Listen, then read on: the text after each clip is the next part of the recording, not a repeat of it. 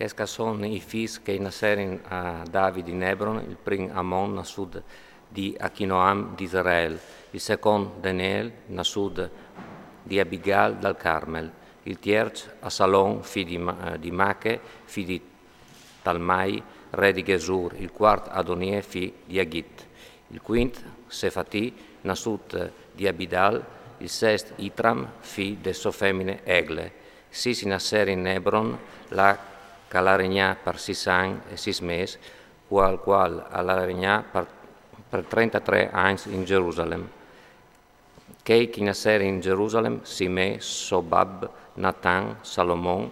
va di 4 figli nasciuti di Bethsabe, figlia di Amiel, in più Ibcar, Elisame, Elifelet, Noge, Nefeg, Jafi, Elisama, Eliad, Elifet,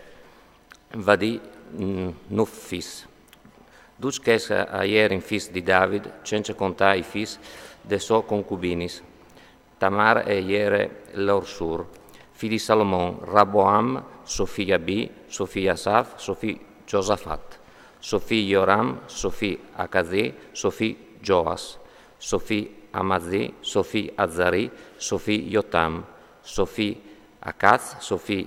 Ezechie, Sofia Manas, Sofia Amon, Sofia Giose, figli di Giose, Zoan il primo, Gioachim il secondo, Sedec il terzo, Salum il quarto, figli di Gioachim, Gecon, Sofia Sedec, figli di Gecon il prigioniero Setiel, Malchiram, Pedaie, Senazar, Jecami, Osame e Nedabie, figli di Pedale, Zorabel e Simel, figli di Zorabel, Mesulam e Anani, e Selomit l'Orsur, figli di Mesulam, Casube, Oel, Berechi, Casadi, Giusab, Cesed, 5 figli di Anani, Pelati, Sofi Isaie, Sofi Refaie, Sofi Arnan, Sofi Abadie e Sofi Sechen, figli di Sechen, Semala, Catus, Igeal, Bariac, Nari, Safat, Sis, figli di Narie, Elionai,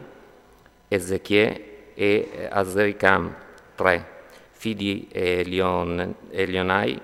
Odavi, Eliasib, Peliachi, Acub, Zuan, Delia e Anani, 7.